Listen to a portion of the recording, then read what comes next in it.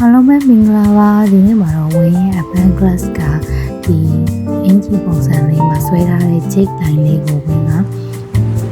timeless တွေတင်ပေးလိုက်တယ်ပေါ့နော်ဆွဲချင်တဲ့ glow လေးတွေရှိရင်တူတူလိုက်ဆွဲလို့ရအောင်လို့ဝင်းကဗီဒီယိုအမြန်လေးလုပ်ပေးထားပါတယ်အဲ့တော့ဝင်းနဲ့တူတူလိုက်ဆွဲချင်တဲ့ glow လေးတွေလိုက်ဆွဲလို့ရအောင်လို့တင်ပေးလိုက်ပါရနော်